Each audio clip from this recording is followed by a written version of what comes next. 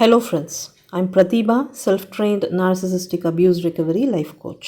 Narcissistic abuse பற்றின கன்ஃபியூஷன்ஸையும் டவுட்ஸையும் clarify பண்ணிக்கிறதுக்காகவும் ஹீலிங்காகவும் என்கிட்ட paid session attend பண்ணணும்னு நினைக்கிறவங்க ஸ்க்ரீனில் தெரிகிற இந்த வாட்ஸ்அப் நம்பருக்கு மெசேஜ் பண்ணுங்கள்.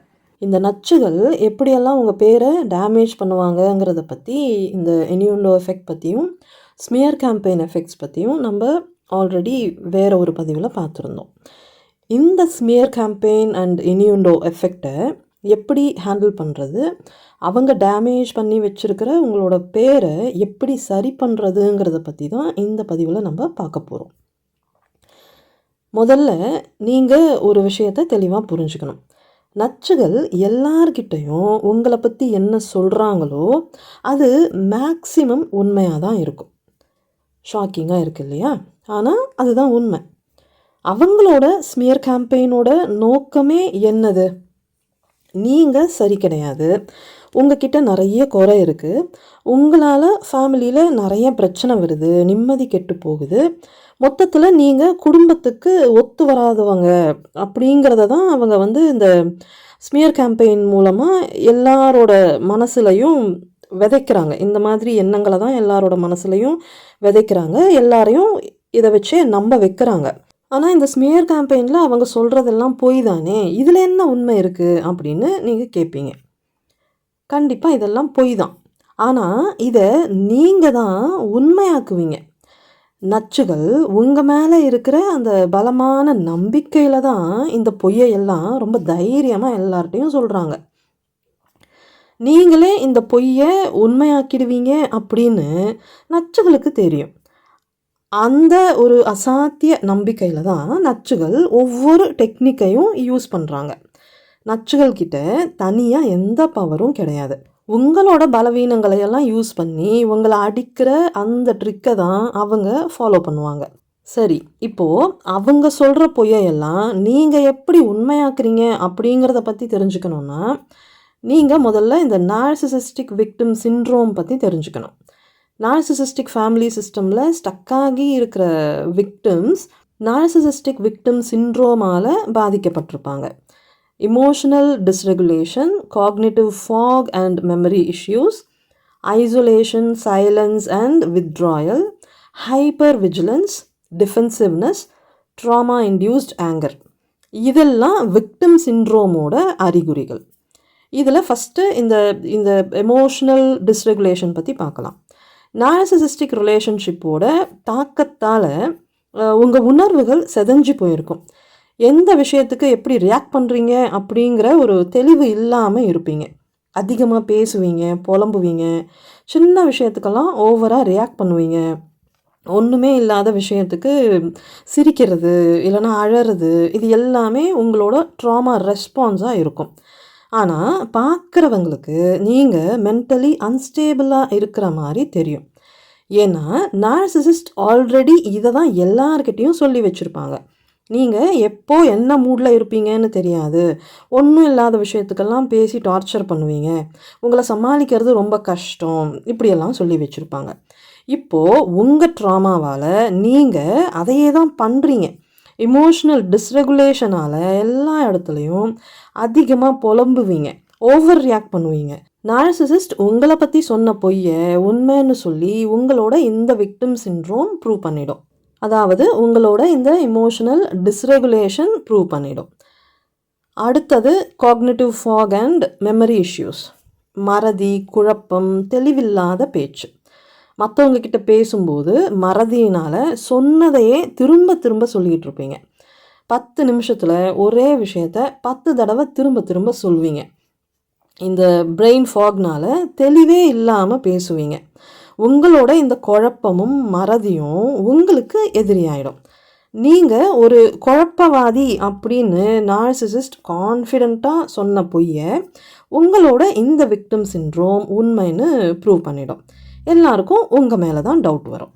அடுத்தது ஐசோலேஷன், சைலன்ஸ் அண்ட் வித்ட்ராயல். அதாவது ஒரு கட்டத்தில் நீங்கள் எல்லார்கிட்ட இருந்தும் ஒதுங்கி அமைதியாக தனிமையாயிடுவீங்க. நார்சிசிஸ்டோட அப்யூஸாலையும் சூழ்ச்சியாலையும் தான் நீங்கள் இந்த மாதிரி ஆறீங்க. ஆனால் பார்க்குறவங்களுக்கு எல்லாரும் உங்களை அவாய்ட் பண்ணுற மாதிரி தோணும். நீங்கள் ரொம்ப சிக்கலான ஆள், அதனால தான் எல்லாரும் உங்களை அவாய்ட் பண்ணுறாங்கன்னு நார்சிசிஸ்ட் சொன்ன பொய்யை உங்களோட இந்த ஐசோலேட்டட் ஸ்டேட் ப்ரூவ் பண்ணிடும். அடுத்தது ஹைப்பர் விஜிலன்ஸ். அதாவது ஒரு நார்மலான சூழலில் கூட அளவுக்கு அதிகமான விழிப்புணர்வோடு இருப்பீங்க.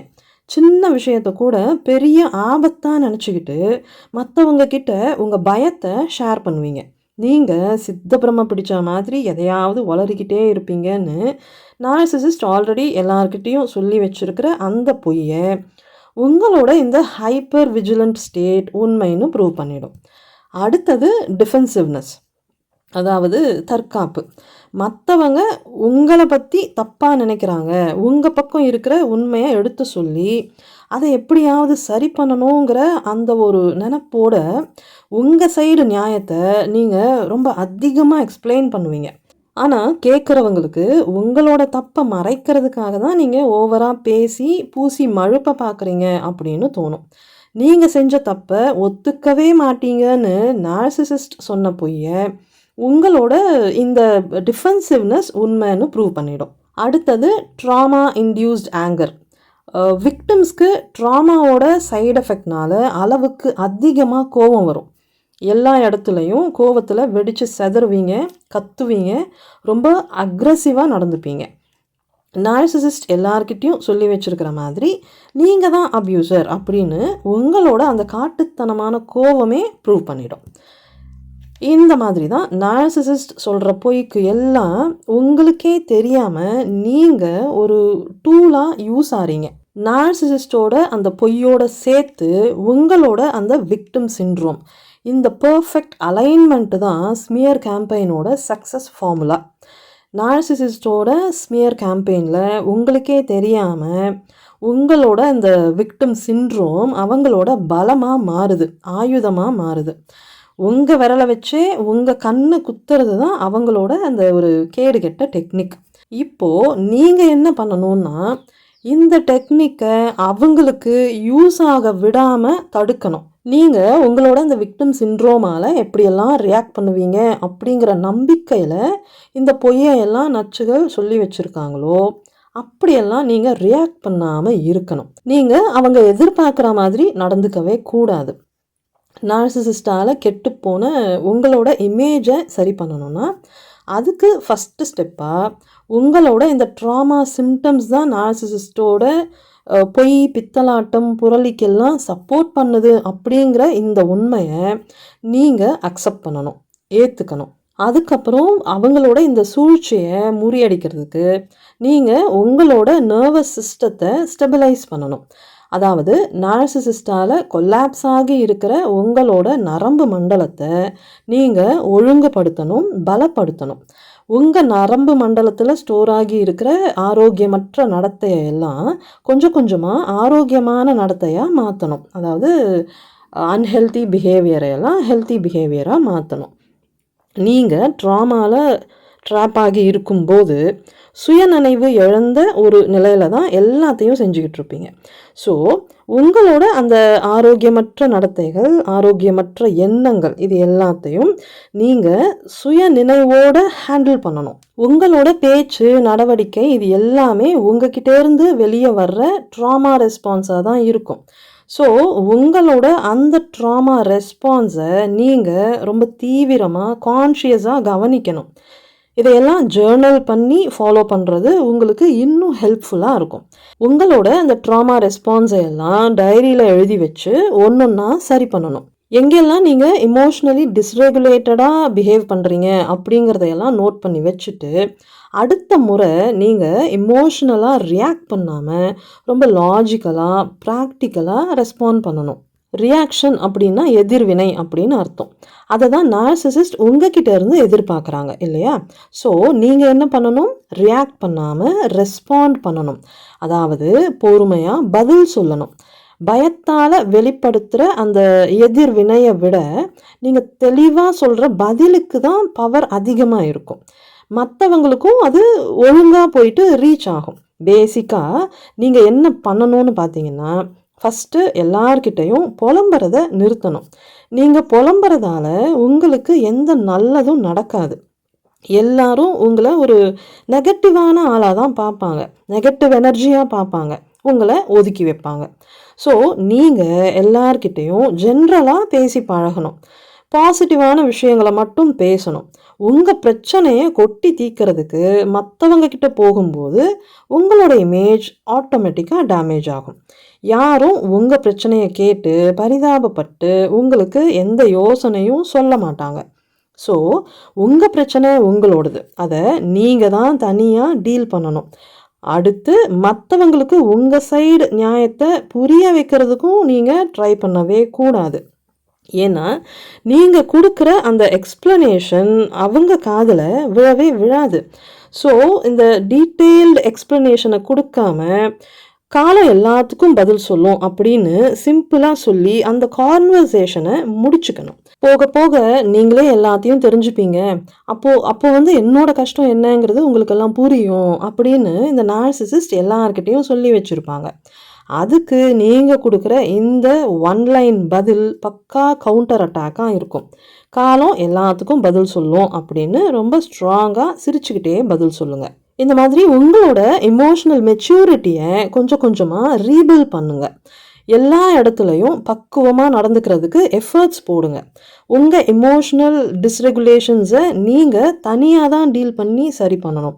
மத்தவங்க உங்க உணர்வுகள புரிஞ்சுகிட்டு, உங்க வேதனைய புரிஞ்சுகிட்டு, உங்களுக்கு சப்போர்ட் பண்ணுவாங்க அப்படின்னு நீங்க எதிர்பார்க்கவே கூடாது. சொல்லப்போனா, உங்க உணர்வுகள ஒழுங்குபடுத்துறதுக்கும், பலப்படுத்துறதுக்கும் கண்டிப்பா உங்களுக்கு எமோஷனல் சப்போர்ட் தேவைப்படும். ஆனா, அந்த எமோஷனல் சப்போர்ட்ட எல்லார்கிட்டயும் எதிர்பார்க்க கூடாது. உங்க சர்க்கிள்ல எம்பத்தி இருக்கிற யாராவது 1, 2 பேர செலக்ட் பண்ணிட்டு, அவங்க கிட்ட மட்டும் அந்த எமோஷனல் சப்போர்ட்ட எடுத்துக்கணும். ஒருவேளை உங்க சர்க்கிள்ல யாரும் இல்லன்னா, புது ஃப்ரெண்ட்ஸ தேடுங்க. புது எமோஷனல் சப்போர்ட் சிஸ்டம உருவாக்குங்க. அதே சமயத்துல என்னதான் ஃப்ரெண்ட்ஸ் கிட்ட இருந்தோ, இல்ல ஏதாவது ஒரு ஃபேமிலி மெம்பர் கிட்ட இருந்தோ உங்களுக்கு எமோஷனல் சப்போர்ட் கிடைச்சாலுமே, உங்களுக்கு அவங்களால சைக்காலஜிக்கலா ஹெல்ப் பண்ண முடியாது. அதனால முடிஞ்சா ஒரு தெரபிஸ்ட் கிட்ட இல்லைன்னா லைஃப் கோச் கிட்ட ப்ரொஃபஷனல் சப்போர்ட் எடுத்துக்கோங்க. அதுதான் உங்களோட மென்டல் ஸ்டெபிலிட்டிக்கு ப்ராப்பர் ஹெல்ப்பாக இருக்கும். யாருமே இல்லை அப்படிங்கிறதுனால இருக்கிறவங்க கிட்ட போய் பேசிக்கிட்டு இருந்தீங்கன்னா உங்கள் இமேஜ் மேலே மேலே டேமேஜ் ஆகிட்டே தான் இருக்கும். ஸோ உங்கள் பேட்டர்னை மாற்றி கெட்டுப்போன இமேஜை நீங்கள் சரி பண்ணணும். நீங்கள் யார் அப்படிங்கிறத வாயால் சொல்லி ப்ரூவ் பண்ணுறத விட உங்கள் நடத்தையாலையும் உங்களோட அந்த ஆட்டிடியூடாலையும் ப்ரூவ் பண்ணணும். உங்களோட அன்ஹெல்த்தி பேட்டர்னை ஹெல்த்தி பேட்டர்னாக மாற்றி கெட்டுப்போன உங்களோட இமேஜை சரி பண்ணணும். அதுக்காக நீங்கள் 100% பர்ஃபெக்டாக இருக்கணும் அப்படின்னு அவசியமே கிடையாது. எல்லாத்தையும் ஜஸ்ட் அமைதியாக முகத்தில் ஒரு சிரிப்போடையும் தெளிவோடையும் டீல் பண்ணாலே போதும். அடுத்ததாக ரிவர்ஸ் ஸ்பாட்லைட் டெக்னிக்கை யூஸ் பண்ணலாம். அதாவது உங்ககிட்ட வர்ற கேள்வியை அப்படியே அவங்க பக்கம் திருப்பி விட்டுறணும். இந்த கந்தசாமி படத்தில் விக்ரம் யூஸ் பண்ணுவார்ல, அதே மாதிரி கேள்விக்கு பதில் சொல்லாமல் எதிர்கேள்வி கேட்கணும். இமோஷ்னல் ஆகாமல் நீங்கள் ரொம்ப ப்ராக்டிக்கலாக சிரிச்சுக்கிட்டே ரொம்ப தெளிவாக எதிர்கேள்வி கேட்கணும். அவங்களோட டவுட்டுக்கான சோர்ஸையும் ப்ரூஃபையும் அவங்களையே தேட விடணும். அந்த தேடல் அவங்கள நேராக நார்சிசிஸ்ட் கிட்ட கொண்டு போய் தானாக கோத்து விட்டுரும். நீங்கள் செய்ய வேண்டியதெல்லாம் ரொம்ப ஸ்மார்ட்டாக சிச்சுவேஷனுக்கும் மற்றவங்க உங்ககிட்ட கேட்குற கேள்விக்கும் ஏற்ற மாதிரி உங்களோட எதிர்கேள்வியை கம்போஸ் பண்ணணும். அடுத்து ஸ்ட்ராங் எவிடன்ஸ். நார்சிசிஸ்ட்டுக்கு எதிராக அவங்க பேட் பிஹேவியரை ப்ரூவ் பண்ணுற மாதிரி உங்ககிட்ட ஸ்ட்ராங்கான எவிடன்ஸ் இருந்தால் அதை நீங்கள் யூஸ் பண்ணலாம். அந்த எவிடன்ஸை அவங்கக்கிட்ட காட்டிட்டு நீங்கள் அமைதியாகிடணும். அப்போவும் அவங்க உங்கள் பக்கம் சப்போர்ட் பண்ணுவாங்க அப்படின்னலாம் நீங்கள் எதிர்பார்க்க கூடாது. நீங்கள் உண்மையை ப்ரூவ் பண்ணாலும் ஃப்ளையிங் மங்கீஸ் நார்சிசிஸ்ட் பக்கம்தான் இருப்பாங்க. அதனால் உண்மையை வெளிப்படுத்திட்டு நீங்கள் சைலண்ட்டாக இருந்துக்கணும். அதுக்கப்புறம் நீங்கள் ஓவராக எந்த எக்ஸ்ப்ளனேஷனும் கொடுக்கவே கூடாது. அதுதான் உங்களை ஸ்டேபிளாகவும் பவர்ஃபுல்லாகவும் காட்டும்.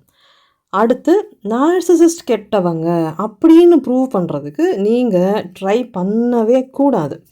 நீங்கள் நார்சிசிஸ்ட் மேலே ஃபோக்கஸ் பண்ணிகிட்டு இருந்தால் நிலமை இன்னும் மோசமாயிட்டே தான் போகும். ஏன்னா உங்களோட ஃபோக்கஸ் மொத்தமும் அதில் இருக்கும்போது நீங்கள் ஹீல் ஆகவே மாட்டீங்க. உங்களோட இமேஜ் இன்னும் டேமேஜ் ஆகிட்டே தான் இருக்கும். ஸோ நார்சிசிஸ்ட் கெட்டவங்க அப்படிங்கிறத ப்ரூவ் பண்ணுறதுக்கு பதிலாக நீங்கள் உண்மையிலேயே யார் அப்படிங்கிறத உங்கள் பேச்சையும் நடவடிக்கையையும் வச்சு ப்ரூவ் பண்ணணும். நார்சிசிஸ்டோட முகமூடியை கிழிச்சு அவங்களோட சுயரூபத்தை வெளியே கொண்டு வர்றதுக்கு நீங்கள் எஃபர்ட்ஸ் போடுறதுக்கு பதிலாக நீங்கள் ப்ரைவேட்டாக செல்ஃபாவோ இல்லைனா ப்ரொஃபஷ்னல் ஹெல்ப்போட ஹீல் ஆகிட்டு உங்களோட அந்த பாசிட்டிவ் வேர்ஷனை வெளியே கொண்டு வர்றதுக்கு எஃபர்ட் போடணும். உங்களோட மாற்றம் நார்சிசிஸ்டோட அந்த கட்டுக்கதையை வீக் ஆக்கிடும். சுற்றி எல்லாமே உங்கள் ஹீலிங்கில் தான் வந்து நிற்கும். நீங்கள் ஹீல் ஆகாமல் எதையுமே உங்களால் ஹேண்டில் பண்ண முடியாது. உங்கள் லைஃப்பை சரி பண்ணவும் முடியாது. உங்கள் ஃப்யூச்சரை கண்ட்ரோல் பண்ணவும் முடியாது. நீங்கள் தெரிஞ்சுக்க வேண்டிய இன்னொரு முக்கியமான உண்மை என்னன்னு பார்த்தீங்கன்னா, இப்போ இருக்கிற உங்களோட இந்த ட்ராமா வேர்ஷன் இருக்கு இல்லையா, இது நீங்கள் கிடையாது. உங்களோட ரியல் வேர்ஷன், உங்களோட அந்த ஸ்ட்ராங்கான வேர்ஷன் இந்த ட்ராமாவுக்கு பின்னாடி ரொம்ப பத்திரமாக இருக்குது. நீங்கள் இந்த ட்ராமாவை உடைக்காமல் உங்களோட அந்த ஸ்ட்ராங் வேர்ஷனை வெளியே கொண்டு வரவே முடியாது.